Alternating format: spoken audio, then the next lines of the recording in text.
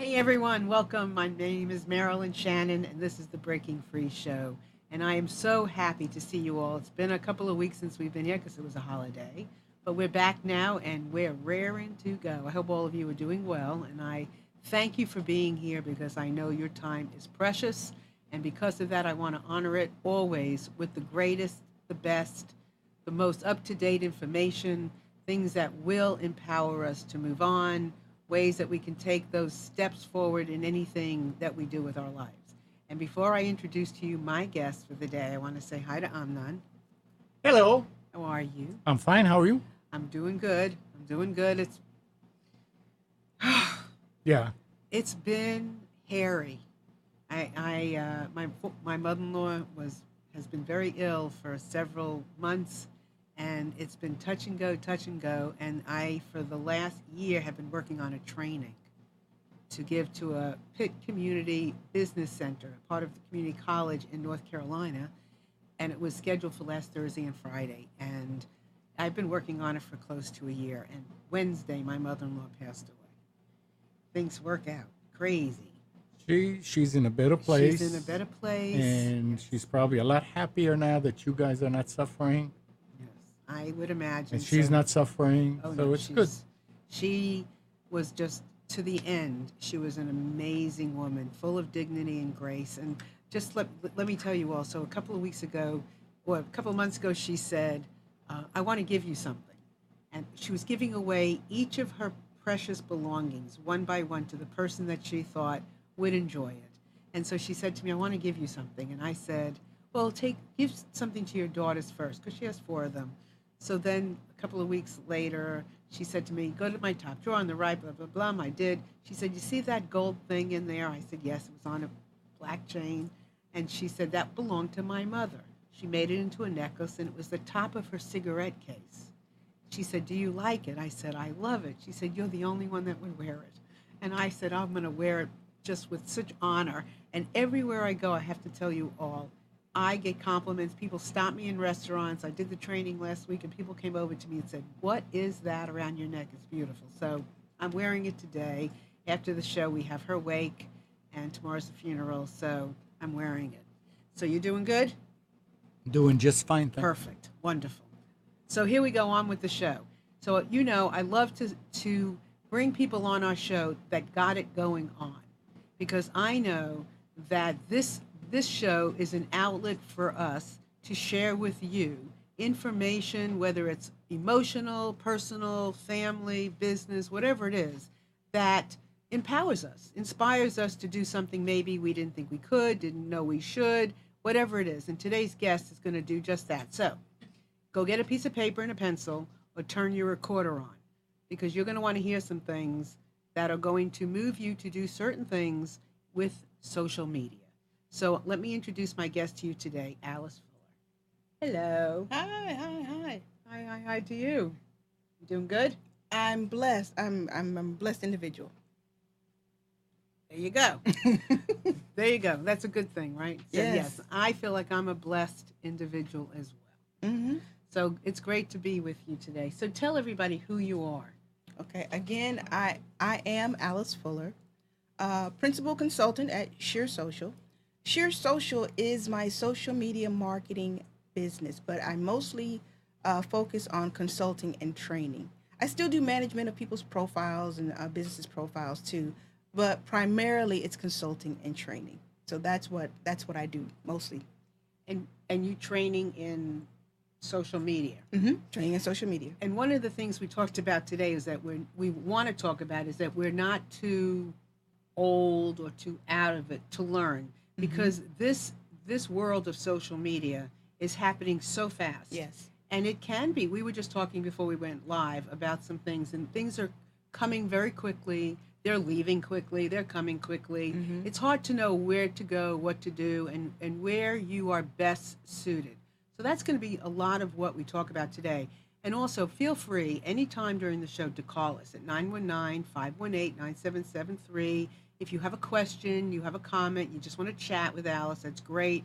You can also connect with us on computers, that's the number 2, K Voice on Skype, and you'll come in live. And then we have a chat that you're more than welcome to partake in. You can just put your number in, your name in, excuse me, and ask us questions in there. So, where should we start? We could start literally with this thought. It's more or less a myth, and it even affects people who are not so quote unquote old. Because I don't consider myself old, older, yes, but who isn't older? But Older than someone. yeah, I'm older. Everybody's older than somebody. But there's this concept of this thought that because you're not in your 20s anymore, that social media is not relevant to you, or you're not in your 30s anymore. If you're pushing 40, then social media is passing you by. When in fact that's really not true. It's really, really, really not true. It really comes down to a mindset. Indeed, if you want to think that way about yourself, then yes, then social media is passing you by. But the reality of it is, depending on how you feel about technology, depending on how you feel about your own capacity to learn new things, social media is right now. It's a great kind of opportunity to kind of dive in and find your niche, find your place, no matter what your age is, because I guarantee you can find your audience. And I guess it's also about narrowing down what is it you want to do with social media. It's not just a place to sell a book. It's also for expanding your network, finding old friends, and I'm sure Alice can expand on that as well. But there's something for all of us to play with. We can enjoy recipes, we can enjoy artwork. I mean, that's all part of getting involved in social media. True, true, true. Very true. It's not, if you want to use social media as a hobby, then that's great. You can do that. If you want to use social media for business, of course you can do that.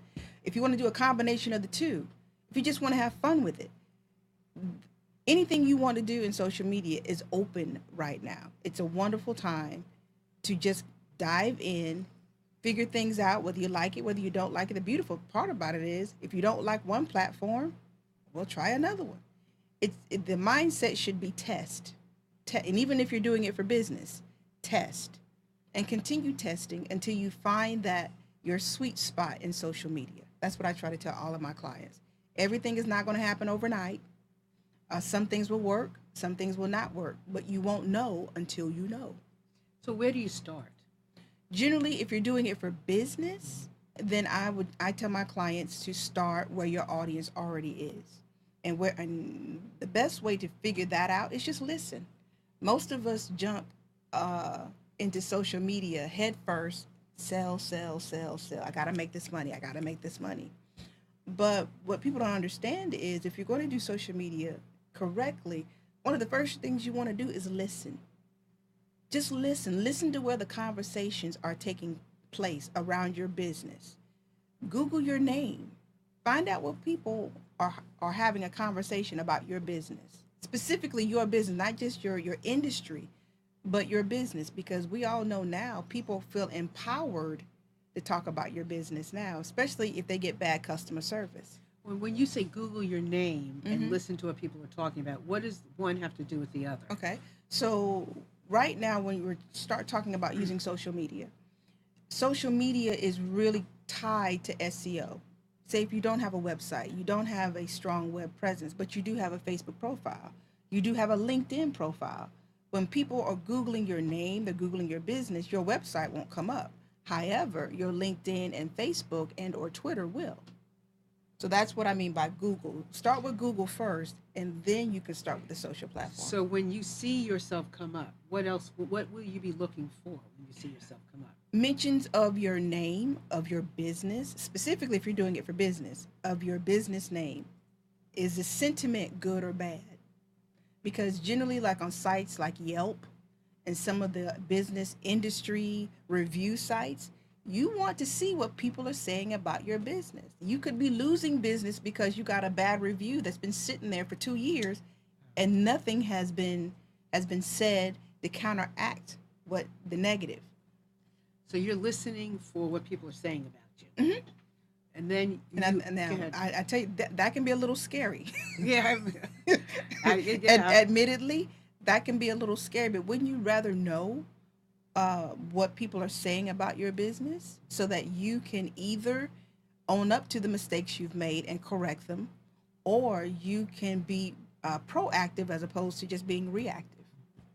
And suppose you don't see anything that people are saying about you, Well, if you're not being mentioned in social media, that's not necessarily a bad but it thing. isn't a good thing. I wouldn't. I would say it's something that you're not in the hubbub of conversation. You want to have some conversation around your business, even if it's word of mouth, organically. Like before the internet, everybody was doing maybe email or old school phone calls, which is great. But the beautiful thing about social media is now you can measure those conversations a little bit better.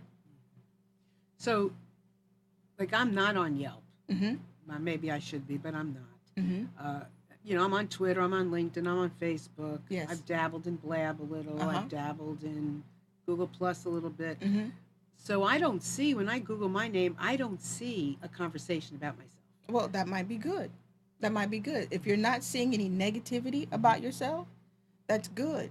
But if you should, just because you don't see it now does not mean it couldn't happen in the future. So I would not have that mindset of, oh, well, I Googled myself last year. Oh, yeah, right. Things can happen so quickly. Absolutely. And I love the other thing that Alice is saying about which I didn't realize this is what she meant until she said it. Mhm. When you go and you are observing certain social media sites, observe like a fly on the wall. Mm-hmm. Observe what people are talking about. What kinds of pictures are they sharing? Are they engaging the way you would feel comfortable engaging? Yes. That's the kind of listening, so that if they're speaking your language, if they're sharing the kinds of things you're interested in, then you have some idea of, oh yeah, this is in my wheelhouse. This is what I'm interested in. This is a place that I'd like to play. Mm-hmm. If it's not, you move on to some other place. Then the other part about that helps you create content, because once you know what people are talking about, you don't get into creating content for content's sake. And that's something that it's really easy to do. Oh, I want to start a blog. Okay, that's great that you want to start a blog, but are you creating content that people want to read? How are you going to know whether people want to read your blog? Well, if there's a conversation on Facebook, if it's trending on Twitter, if there is an online forum, because don't think that online forums still don't exist, they do. If there's an online forum talking about it, when you Google it and you get all of this result from blog posts to tweets to everything else, that lets you know people are talking about it. Now, if nobody is talking about it, maybe you shouldn't write that blog post. 'Cause So you should so your advice would be to write if we're talking about, let's say, a blog. There's so many things we're going to talk about. We're probably going to go back and forth, and it might make you spin, but just bear with it. So if you're interested in writing a blog, for instance, so writing something about something trending or something in the news is okay. You're not, going up against the grain or going with too many things that you won't show up. No. Ideally, what you'd want to do is do that, what we call social listening first. Do the social listening first. But then, after you do the social listening, find out what people are complaining, especially as a business. Find out what those complaints are. Do you have the solution? If you are just doing it as a hobby, then once again, find out what people are talking about, what the sentiment around that conversation is. Is it negative? Is it positive? Are people beginning to suggest how-tos and tips and things of that nature? So when you start looking at how much volume is there around a certain topic or a certain issue, that lets you know this is what people want to hear. This is what people want to talk about right now. Some things can be timely, and of course there's some things you want to do that are timeless, and especially as a blogger, because you don't have to necessarily be blogging every week. If that's what you want to do, that's fine. But you want to create some evergreen content, something that's always going to get you traffic. So for those of you that are listening, I know that Alice mentioned SEO. You may not know what SEO is. So if you could just share a little ditty about that. Very simply put, search engine optimization is what SEO is. And the more content you put out there in the world, especially content that's centered around a keyword phrase or a keyword in general, not just a phrase, the more you incorporate or integrate that keyword into your content, the more likelihood that your blog post, your video, and things of that nature will appear in a Google search result. Perfect. So now, look, a lot of this could sound like, oh, a lot of details. And if you're just getting started, don't worry about any of this. Alice is going to give you a recipe for where you start. And then as you get into it, maybe all you want to do is be on Facebook and, talk to your friends and find, former classmates. That's fine. Maybe you just want to be, emailing people. That's fine. Maybe is fine. You do not have to do it all to do it successfully. But as you do it, you might find, oh, I like this or I don't like that. That's what we're talking about. And we're giving you some, kind of, little bits of detail that can help your journey into it a little bit easier. It's funny to me because it seems like every brand, every business is chasing millennials. Now, millennials, this is no hateration. I'm not hating on you for when you came into the world. I'm really not. However, because people have lived longer than you, they still have something of value to share. So it's not about one reason too why brands and businesses are chasing millennials is it's just a statistical fact. There are going to be more millennials in the world than everybody else. We get that. Okay, cool. We get that. Well, it makes sense. It makes sense. The older you get, the less, people are die. Yeah. Right? So demographically, there are going to be more millennials out there in the world to hire, and to buy. So that's why so many companies are chasing the millennials. But at the end of the day, if you are at that age where you're ready to retire, you're at that age where you've worked long enough, or you're in that kind of murky phase where you're ready to transition into something else. I've been doing this for 20 years. Now I'm ready to do something else. The reality of it is you have experience to share. And there's somebody out there, I promise you, there is somebody out there who can learn from that experience that you have to share. I guarantee it. That's why YouTube is so popular. Because there's people there sharing how to do things. How-tos. And it's not just how to put gas in your car, which is great for me, although I pay a professional to do it. But, I just like to be enlightened. Right. I don't even want to ask that question. No. But there's plenty of YouTube videos, and YouTube is one of those platforms that every demographic is watching. It's not Facebook-centric. It's not Snapchat. It's not Twitter. Every demographic is watching YouTube videos. That's so true because my husband is one of the people who do not go on Facebook. He's not on anything. He doesn't even like Google. But every now and then he'll look for a video on YouTube. That's so interesting. I never gave that any thought. Yeah, and think about it too. Google is the #1 search engine.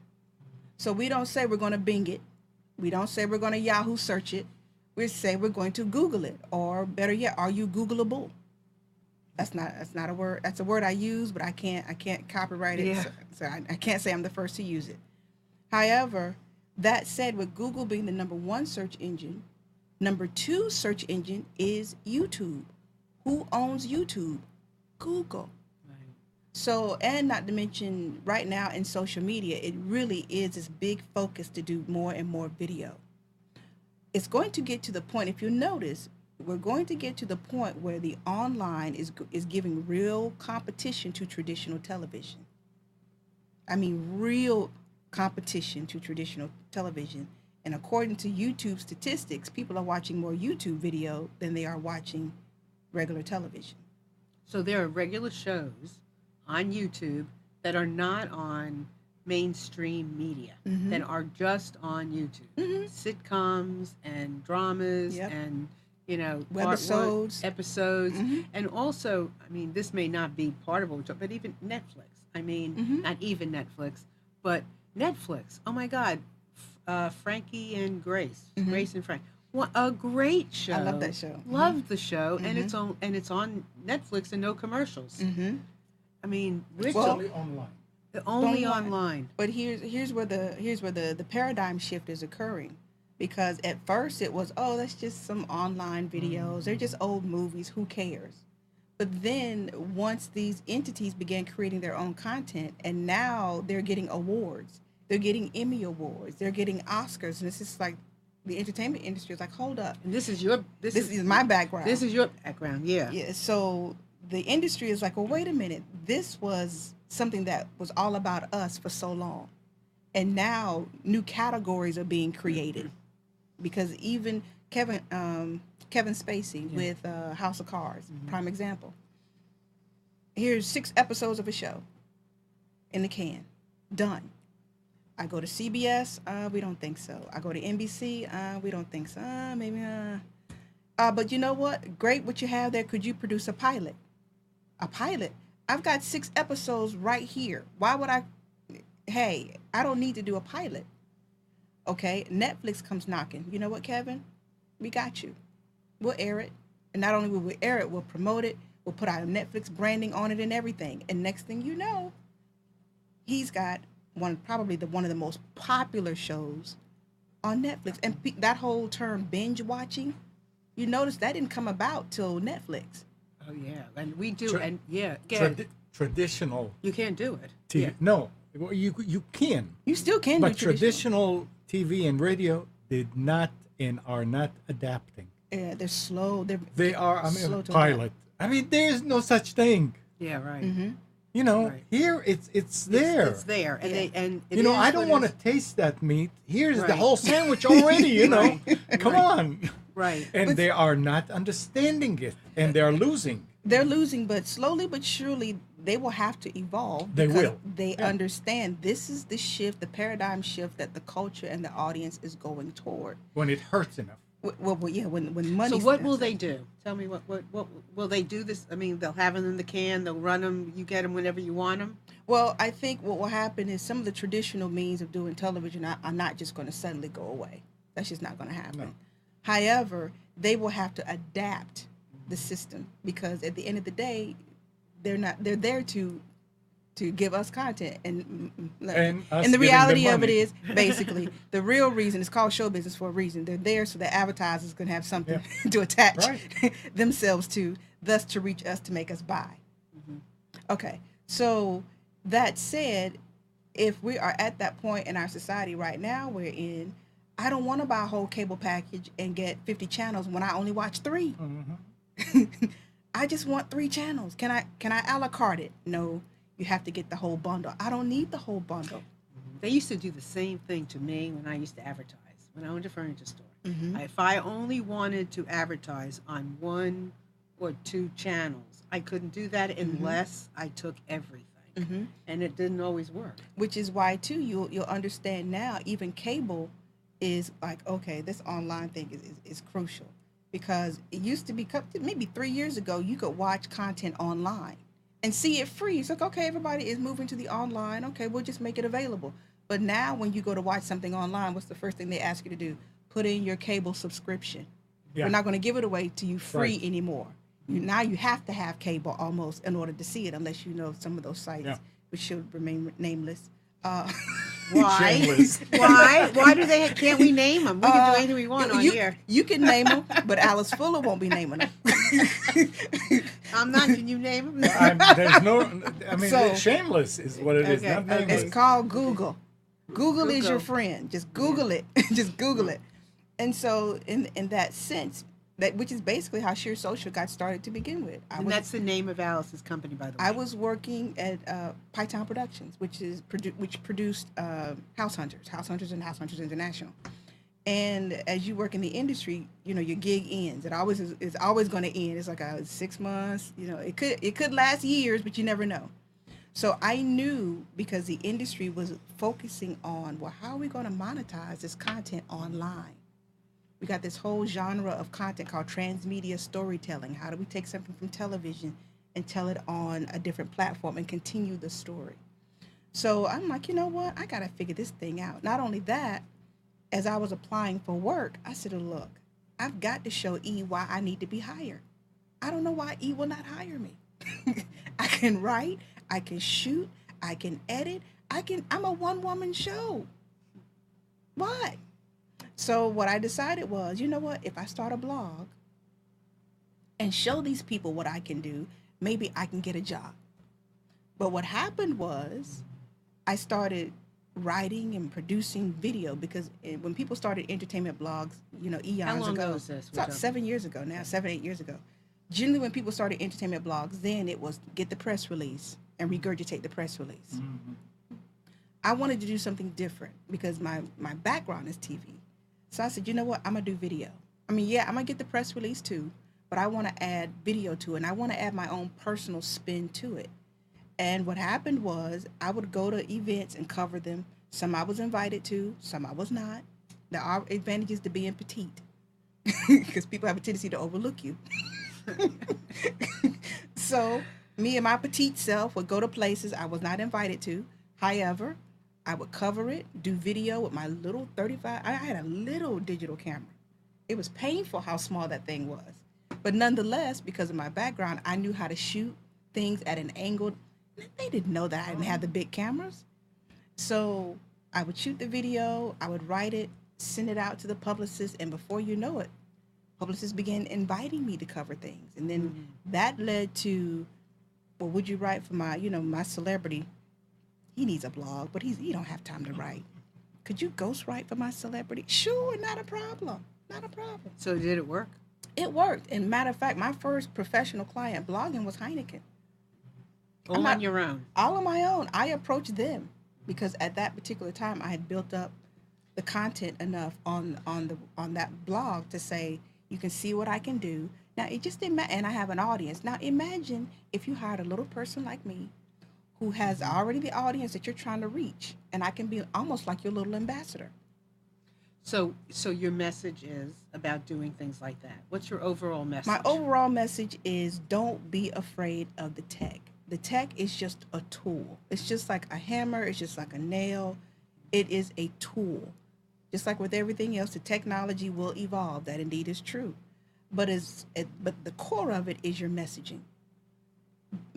People will hop on YouTube to see a person. They're not hopping on YouTube for YouTube. So even this, I saw the news with this little girl, and where is she, in Syria or somewhere, where she's actually videotaping and sending the news back? That's we call that citizen journalism. Yeah, a little. I mean, she must be 12 or 13 years old, and she's been doing it for a long time, and she is doing a great job. I mean, it's fascinating to watch this little kid share information, and she's getting information that other people aren't getting. Yes.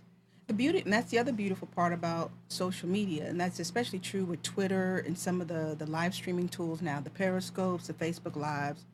The world has become a smaller place. So when certain world events occur, it used to be we would wait for CNN to confirm it. Now I go to Twitter and I search for the hashtag. Oh, so that's what you do? Literally, wow. I love Twitter. Twitter is my news, and it's quiet. When it's quiet. That's so interesting because when you look at it from the fly on the wall, when you first go to look at it, it doesn't seem quiet. It's because it's constantly moving. But you say it's quiet. It's quiet. I mean, technically the sound is down, and I can read the headlines. If I want to click through to the article, I can. If I want to watch the video, I can. But I choose what comes into my world. Interesting. One of the statistics that we talked about yesterday on the show, 62% of Americans are getting their news now Through social media. from social media versus traditional. And what's interesting And it's fast. well, what's interesting about that now is too, now even the traditional news incorporates social media into the broadcast. Exactly. You will see their tweeting or their They're just tweets having up a there. hard time letting go of what they're used to. Well, it's going to be interesting to watch how they let go and what they let go into. Well, see, that's where the age thing comes into too, because when you want something authentic and you want it confirmed, I'm more willing to trust somebody who's a veteran journalist Right. on Twitter than I am the 18, 12-year-old, 13-year-old now. You know, I respect the fact that you're right next to the fire on Periscope. I respect that. And you're showing me everything. But I'm to that age when somebody who's a little older can give me more perspective on the fire. And so that's where I wish more people would get out of this mindset where I'm too old. It's Well, passed me by. No, it hasn't. or getting out of the mindset of it's bringing us further apart than it is closer together. Yeah. Because you made a point of saying it's making the world smaller, Mm-hmm. and I truly believe that, and I think we should talk about that. Okay. I have, you have friends. I mean, we've been throwing around the word friends loosely for generations. That is nothing new. But at the end of the day, I'm meeting new people on a platform, and we are sharing these conversations around something we are all passionate about. And so what happens is you have a meeting place now that you didn't have before. It's like, oh, I'll see you on Blab every Thursday at 10 o'clock. Or I'll see you on Facebook, or I'll see you in the online forum. Because now we have a place, and even though you're in Syria, and I'm in Alabama, and I'm in California, and I'm in North Carolina, we now have a meeting place. And the beautiful part about it is you can cultivate relationships that then can turn into offline relationships. Because then it's like, well, hey, I want to visit Syria. Alice, we got you. We've been talking online for years now, or months, or however. And if you want to come here, just shoot us an email. You decide how much transparency and how authentic you want to be online with people. So in that instance, yes, it does bring people together. Now, for those people who argue that it's bringing us apart, I understand that mindset, because now you have an opportunity just to sit up and kind of, you don't have to go out for stuff. I don't have to go to the mall. I can order everything right here. Or for people who go to church, I don't have to go to church. I can stream it. Well, what about the fellowship? You don't want a fellowship? Well, it's not that I don't want the fellowship. I just want to sleep longer. I can fellowship next Sunday, but this Sunday I just want to turn over. But I still want to hear my sermon, and better yet, I can still donate, send in a tithe or whatever it is via mobile phone or the website. Have I missed anything outside of? And then, technically, the fellowship is not missed because many churches have a chat. They have an element wherein the online audience is chatting amongst itself. So technically, I'm still fellowshipping, just not in person. Face to face. It's just not face to face. But there will come a time, generally speaking, when I do want to have that face to face. And thus, I can leave the confines of my couch or my bedroom and then head out to meet people. It's looking at it differently when we say face to face, because I can face to face with my children and not having seen them, for a couple of days, but we can FaceTime and I can see them. I can see my grandsons. It's a beautiful thing. But I can hear somebody saying, "But you can't hug them." No, but I can kiss them. I can hear somebody say, "It's not the same." Well, no, it's not the same. But it's the next best thing if you can't. Yeah, and how often can you literally, really, truly see people that you love face to face on a regular basis? Yeah, and the reality of it is, and I hate to say it, but if we were really honest with each other, there are plenty of families who see each other face to face all the time and have nothing to say to each other. That's right. Exactly. Yeah, really. Well, it's the truth. It's just like, I wish you would stop coming to the family reunion. And I wish you would Skype in. I think my grandsons in particular, I think we've gotten closer, because any day at night, they can say to their mothers, "I want to talk to grandma. I want to see grandma." And they could FaceTime me. I could be in bed. They could be getting ready to go to bed. And we have beautiful moments of love in those moments. And I can do that with friends who are not here. I think it's a wonderful thing. I think it's bringing us all closer if we want to look at it that way. If you choose the perspective you want to have. Right. So if you want to look at it as, it's going to be a non-digital day. We're going to turn off the phones, turn off the computers, and just sit face to face, have dinner. Okay, that's great. That's a wonderful thing. I think there needs to be a balance. I think that's the problem. For some people, there is no balance. Right. And I also think when we look at, I think we're judging this based on maybe looking at our children, people will look at their children and they're constantly doing this, or people are sitting at the table. I've seen it myself. I've watched people in one room being together and everybody's like doing this or checking their emails. Yeah, that's something. What do Yeah. you what do you think about that? I think because it becomes habitual to a degree. And Because when, it's great connecting. yeah, but technically, and once again, if we were honest with each other, if you're on a date and he doesn't put down his phone That tells you to talk to something. you, Yes. that's nonverbal communication. Yes. That maybe there should not be a second. Maybe you shouldn't order dessert. That's true. Well, that is, you know what? That is very true. And there's nothing wrong with telling your children to put their phones down. Yeah, and so if you have to remind someone to put their phone down at that moment, maybe you are not the most interesting thing in the room to that individual. Right. So if we're honest, Right. but in many cases we do things out of habit because we spend the majority of the day on some device. If it's not a mobile phone, it's the office phone. We're on some device throughout the majority of the day. And for those people who want to always, we're like sponges, some of us. We always want to be connected. We don't want to miss anything. We're so afraid, that fear of missing out. FOMO, fear of missing out, hashtag. Because we so fear missing a tidbit of information or getting that email or seeing some celebrity's tweet, if you're into that, then we stay connected. But I think once you get a little older and you realize you can put things in perspective, it's just like, okay, all right, so you missed that particular email. Did life come to an end? Or as the guy was saying, hangover, did you die? I mean, in some instances, yes, you do have to stay connected. But in many instances, it's okay not to be that connected. Hell, think about it. Prince didn't have a cell phone. It was pretty much known, hey, you can't, if I wanted to be that connected, I would be that connected. So, right. So we have choices. And we have choices.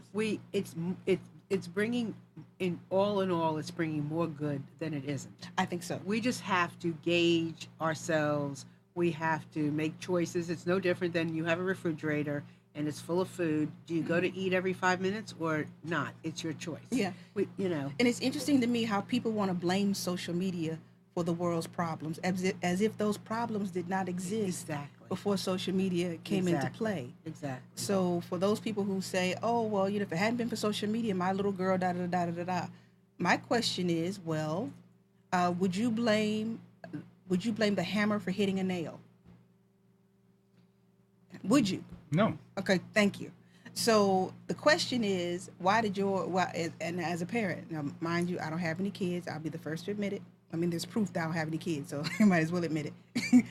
The reality of it is, in many instances, before there was social media, everybody was complaining about texting. Mm-hmm. And before that, it was gaming. Then before that, I don't know what it was. Something. So it's always going to be something we're complaining about, wherein, it is the new evil. But and we have some questions on the chat that I want to get to. All right. But it's neutralized. It's given all of us equal footing, so to speak. Mm-hmm. We Leveling.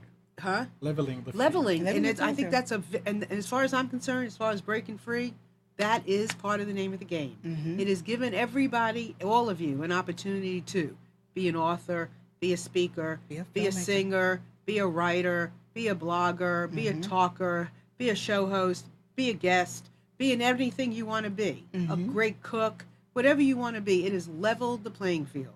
And as far as I'm concerned, that is a very good thing when we use it in a good way. It's very empowering. It's a very empowering thing. Yeah. And the funny thing about it is, I guarantee you, somewhere in Hollywood and New York and those entertainment hubbubs, they are scouring YouTube right now for the next best thing.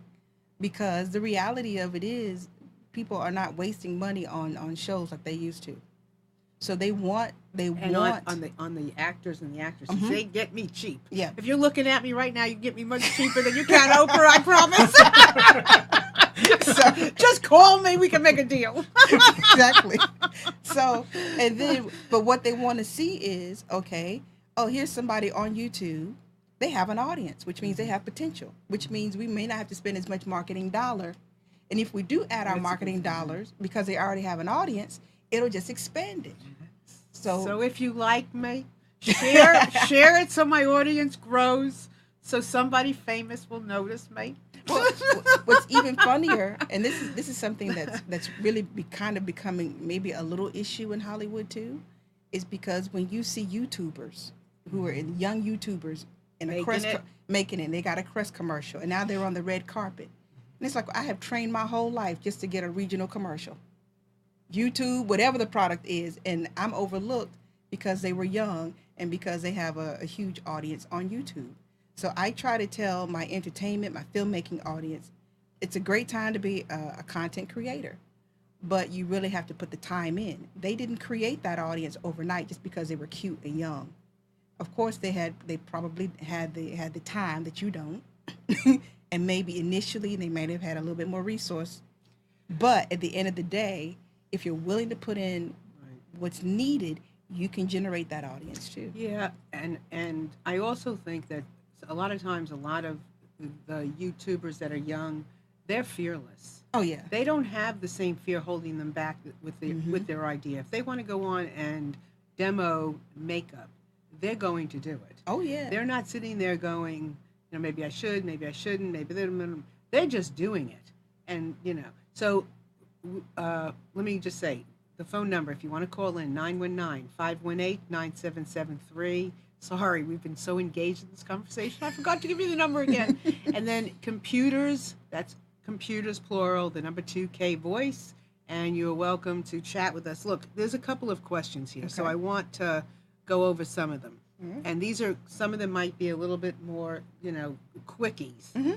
So Nathan says, Alice, as people use social media more and more, won't they want to talk to people more online rather than offline? If the younger age is only a subject to online media, then they are less likely to know the benefits of in-person communication. To a degree, there might be some element of truth in that, because once again, we are creatures of habit. So the more you do something, the more it becomes, the thing to do. But once again, I think it really depends on the personality of the person. If you have a sincere desire to see people in person, you're going to see people in person. It's not like teenagers stop meeting in groups. That hasn't happened, has it? No. Now, as much they want to take the car and go out on a Saturday night. Hello. Now, just because they're texting or they're Snapchatting or whatever, that has not stopped teenagers from wanting to have a place to go and place to meet and have fun and do whatever it is teenagers do. Exactly. Mm-hmm. It has not stopped it at all. Social media has kind of helped them better organize it. When you look at some of the bigger kinds of issues that are happening throughout the world, and it's the young generations that are basically organizing. They're organizing through Facebook. They're organizing through Twitter, but they're meeting in person. So I don't think it will ever get to that point where it's interesting, and I think that there's a lot of good happening. Mm-hmm. We do the not so good sometimes, of course. We hear about that too, but maybe that's a good thing. Mm-hmm. Maybe we hear about the children that end up in trouble and things that happen online. Mm-hmm. But there's a lot of really good things happening as well. Mm-hmm. So let's focus on the good and let's but not it's forget. true. Yes. But it's true. If they wanted to talk, they would talk. Look at it. He's sitting there typing. And I tell him to come and talk on. No. We're talking about Nathaniel, our intern, who I See, pulled in before. He wouldn't come to talk Yes, on the he mic. would. No, he won't. I asked him. If I ask you nicely, would you come? Come on over here. Everybody meet Nathaniel. He is our You can go aspiring intern who I've pulled on before because he has some really good things to say. And go ahead, say it. Can you see him? Half of him. Okay, come on. Should I come down? there you go. Come on. Come Over close. here? Yeah, go ahead. Over here? Yeah. No, it's still not. There you go. Go ahead. No. Say it. All right, what am I saying? Whatever you want to say. Okay. Now, and I've used him before because he has great information. So you hear what we're saying. What do you get? So I guess one of my questions is, like, you say more people use social media and then they go and meet in person. But with that, then they usually text or Skype other people or text or Snapchat other people. when they're in person with other people. So they're already moving on to the next event of meeting in person rather than they're not present. right. Mhm. And so I guess that's kind of an issue. Like if people were more in person, like they'd put their phone down, and when they're in that in-person interaction, they'd stay in person rather than go on online media. How do you feel about that? It's very true, but I think at some level, say you're going out and you're going out with friends to a movie at this point, yes, while we're waiting for that movie, people will be doing this. But if you engage me in conversation, and if that conversation is more engaging than what I got going on in this text message, and that's the thing, on some level, we've gotten to the point where whatever's going on our phones is so much more interesting than what's going on in real time. So at some level, we have to figure out, young people and older people, is it more important to you to be present and to engage with what's going on with you right beside you, or are you more interested in what's going on online? So have we become excitement junkies? I wouldn't say we're excitement junkies, because I don't think so. I think we've always liked excitement, because if we didn't like excitement, there wouldn't be shows like wouldn't be certain movies. Yeah, right. So no, I don't think we're. So there's a excitement good reason for a lot of this. There's a good reason, and a lot of it is more psychoanalytical than it is. Right. And it's up to us, and it's up to each of us and parents, and, whoever we are, to help our children communicate, to help them learn, so that if we have a kid, teenager, millennial, whoever it is, and they're sitting there texting away, doing what they're doing, and somebody else is there, it's up to this other somebody else is there to help engage this person as a tool, as a strategy, as a technique for this other person as well. Yeah. And it's going to, things are going to happen. Things are going to be changing. Oh yeah, and even as a parent, Right. I mean, technically, if you're paying the phone bill and the data plan, Hello. it's just like, well, we're at dinner now, and because I do pay this phone bill Right, you're and gonna I be do pay listening. this data plan, Exactly. I request nicely that you put the phone down. Now, I could demand, because that's my right to do so as a parent. So you got choices. Absolutely. And I think that's important. I think this is causing us to do things, to make a choice, to make a choice. stand, to say, put it away, take it out later. I love it. I'd rather say that and say, I love it, but this is not the right time for it. Right? Yeah. Thank you, Nathan. I'm Nathaniel. still arguing Okay, with about people who what? tell me, why don't you text? I said, if I want to talk to somebody, I pick up the phone and I talk. And what's wrong? I mean, if you have to stay and text back and forth for half an hour, you can Yes, probably he talk in says- 5 yeah. minutes. And a lot of times I just pick up the phone, because in the pattern of those texts going out, some message gets lost or confused, and I would rather Lost in translation. Thank you. I would rather pick it up. Now, sometimes it's quick. Send an address, send a immediate thing. You could be done. But a picture. But you have these. It's your choice. If it doesn't work for you in this instance, you don't need to put it down. Don't use it. It works in some, and it doesn't work in others. So, Alice. Yes. Chris wants to know, what is your favorite social media Oh, platform? Twitter. All day, every day. Twitter. And because Well, for a couple of reasons. One, like I said, it's news for me, and I like getting I like having that kind of source of news and information, especially when it's always evolving. So news is right there in my timeline, and it's, like I said, it's quiet. I don't have, it's not like blaring at me. It's not radio. It's not TV. It's just a nice quiet stream of information. And then the other element I like about Twitter is the fact that, because when I'm watching my favorite TV shows, this thing called social TV, we're in this thing now. We're in, not only do we get our snacks when we watch television, we make sure we have our internet together and our mobile phone. You can do it by computer too.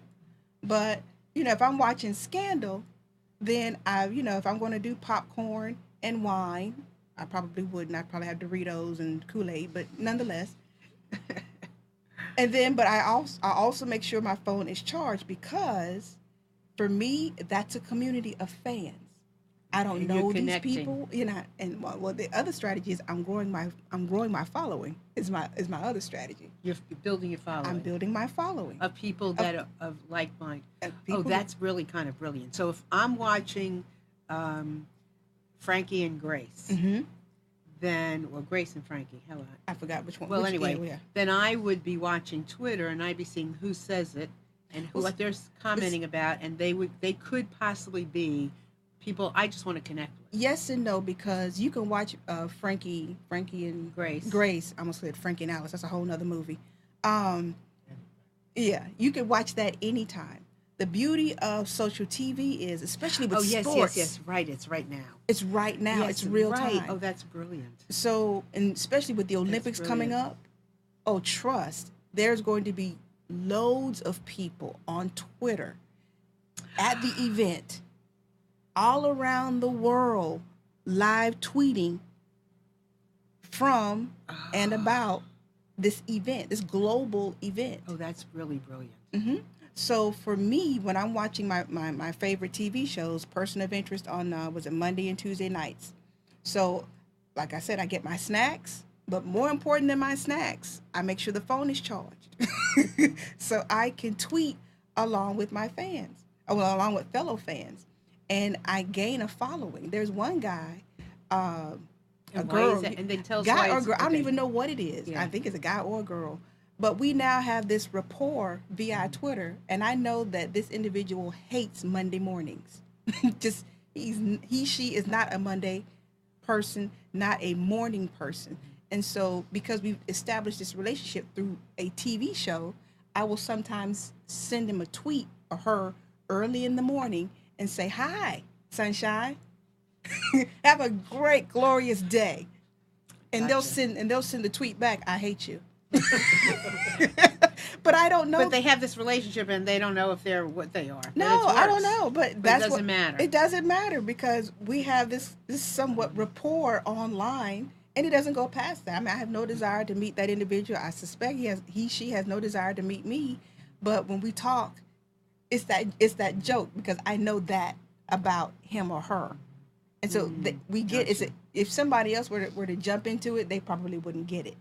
But because we met as Person of Interest fans. Gotcha. Mhm. Yep. Oh yeah, that's really brilliant. Mm-hmm. Okay, so we have just a little bit of time left, 10 minutes, but it's going. So what do you see as the future? Do you see? Chris was asking. I'd like to know, like, what do you predict? And while you're at it, you have the lucky numbers too. No, I do didn't not think of that. I don't even have lucky numbers, not at all. But I think the future of things, where social media is concerned, it will become more about video. Hands down. That's why Facebook is gunning for YouTube. That's why Periscope has become so popular. People want authentic, one. Two, they want to live vicariously through other people. And three, it's another way to communicate. I mean, ironically enough, like as much as I love Twitter, every now and then I'll send a video response to somebody. It's to see their response.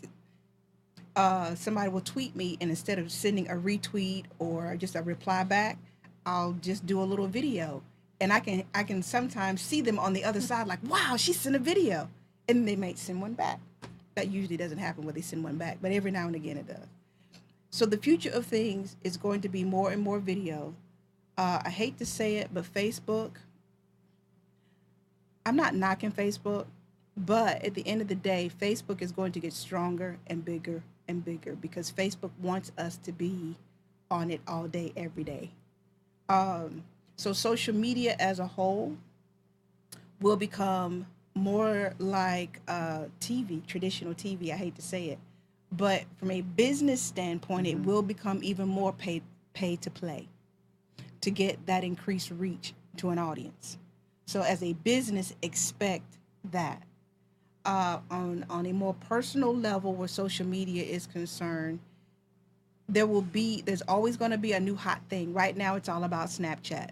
But 2 years ago, it was all about Instagram. Is Snapchat something that at any age Yeah, Any but age. but the major audience on it right now are teenagers. Yeah. Anywhere grown folk are, teenagers don't want to be. I mean, it is what it is. If my mama is on it, I'm not.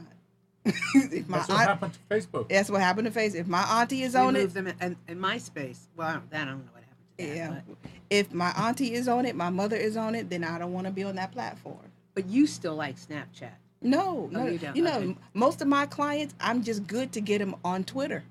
Trying to get them on a Snapchat, it's just like Alice. Forget it. Yeah, no. One of the biggest problems that I see with all these conversions to online Mm-hmm. is the thing that you always ask. How many? How many people we have here, and why aren't they chatting? Most of these people that come to serious Mm-hmm. programs like these are used to television. They're not used to talk back. No. The that new will be- generation wants interaction. That would be the future. Yeah, Yeah. that would be right. the future of things. But once again, that sometimes is an age demographic thing. Mhm. If this were an 18 to 29 demographic, Yeah. you might get more. Right. But when older people like you want my name is going to be on there and my face, they can trace that back to me. Oh no, I'm good to just watch. Yeah. I'm good. Right, to just right, watch. right. You That's know a what? very good Some of the point. younger generation, the young generation, should think like this. They should. You want my face and my name there? No. Yes, Yeah, that's in interesting. many instances, one of the other future of things is there will be more and more lawsuits because where Periscope and the live streaming is concerned. I hate to say it, but you have to be really, really, really careful. Now, law is way behind the evolution Right. of social media, so the precedents have not even been set yet. But that doesn't mean people stop going to court. Somebody And will try. somebody try. will set that precedent. So that will be somewhat the future of things, wherein there will be probably some body of lawmakers, some body of people that will start putting parameters in place. YouTube right So now. right now, going through is that. it is it good now that we don't have it, or not good that we don't have I think right now it's not good nor bad because right now, because it's still evolving, it means, oh, well, I can try something. You're not as fearful. Right. But the snapback to that is you can potentially be sued. There- So there's that notion of, well, we'll just do it and apologize later. You might want to slow your roll on that kind of thinking. Sure. Yeah. They're talking about kids in the future suing their parents for putting the kids' pictures on Facebook and other places today. Yeah. But technically, if I took the picture, I own it. Well, yeah, but I mean, that doesn't stop the kid from Well, later in 10, 20 years saying, mhm. who give you permission? Yeah, you can sue, know, but you'll be yeah. out of the will. Yeah, who knows? Wow. you sue, but you'll be out of the will. So Nathan over there says on Facebook, you can select who you want to post to by setting up a group of people and excluding others. That's Absolutely. true. You truly A can. private group. Private and- groups, and most people don't. People, I think, are getting to that point too, which is why things like the Snapchats are becoming popular, wherein we want our own privacy. We want to just talk to the people we want to talk to. We don't want to talk to everybody. I just want to talk to the 5 or the 6 or whatever people. But then the other evolution of things is we want to put the message out there and then it disappears. It's not out there forever. Good luck. Good luck with that, because even with Snapchat, it's still there on their servers. And if they have to pull it up because you said something real stupid, They will. they will. They will, even after this whole thing with Apple. Not only that, but even let's say that we're not recording a bit of it, Mm-hmm. there are 50,000 people watching it. How many of these people are snapping this and snapping Bring that, that. and now Right. they have you, and they're going to go And post they know it. what And- you and said. it's- Right. Yeah. It's right. And then the other, I think where we're getting to the point too, where the police departments, the FBI, the CIA, they're all using social media because people are just dumb enough to either do the crime Right. and then to To boast go- about it Right. or put details about it Yeah. on social media. Yeah. Crazy. It's crazy. So this has gone by too fast, Mhm. and we might just have to ask you to come back again. Sure. So we loved having Alice, and I loved having you all out there too, and Amnon and Nathan over there, but we're at the end. So tell everybody where they can find you, if you have any classes, or you're Okay. writing a book. Go ahead. I can be found at sheersocial.com, easy enough. Twitter is Sheer Social, Facebook is Sheer Social. Those are the primary places you can find me. If you want to email me, it is Alice at Sheer Social. That's Alice like Alice in Wonderland, not Alice Cooper, but Alice, Alice, ALICE at sheersocial.com. And for those of you that are local, I do have Local is Raleigh, North Carolina. Raleigh, North Carolina. I do have an 8 weeks course in social media coming up at Wake Tech. Wow. Yeah, so there's Wow. there's a helicopter. I might have said something. Wow. There's a helicopter As long flying as over. it's not black, it's fine. Yeah. Good. Yes. So that's where I can be found. Okay. I'm pretty easy to find. And do you do any online training? Yeah, most of my training is online. So for anybody. For in the anybody, world. for anybody who's open, and there are some people who say, "Look, Alice, I'm not into that online thing. You're gonna have to come. I got to see you, touch you, feel you, smell you, have that kind of interaction." I do classes too, so that's why the Wake Tech thing is good. But I also do classes on Skype and Google Hangout, and there's another favorite of mine called Appear In, APP. And what is that? Appear In. It's just like Skype. Okay. Perfect. Well, we'll have to have Alice back.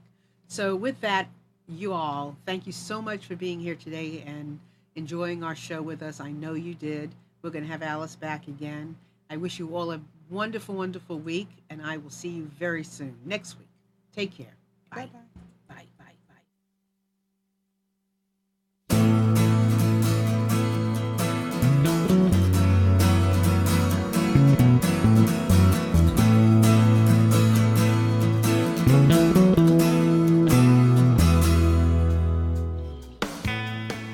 You're tuned to the Nissan Communications Network. Our weekly lineup of call-in programs includes Computers 2K Now with Amnon Nissan, My Life, My Will with Gisela DiCarlo, The Tanya Love Show, Health Then with Debbie Bruck, Breaking Free with Marilyn Shannon, Triangle Be Well with Howard Jacobson, Lunch and Learn with Rabbi Yisrael Cutler, Lessons of Vietnam with NCVVI members, Current Affairs with Amnon Nissan. And if you tuned in too late, you can always watch each program in its entirety or download an MP3 audio file of it in the archives section on nissancommunications.com. Don't forget to subscribe to our YouTube channel, follow us on Twitter, and like us on Facebook. Sponsored by Atomos.com, makers of quality video recorders and converters, CarolinaApparel.com, and DeltaForce.net.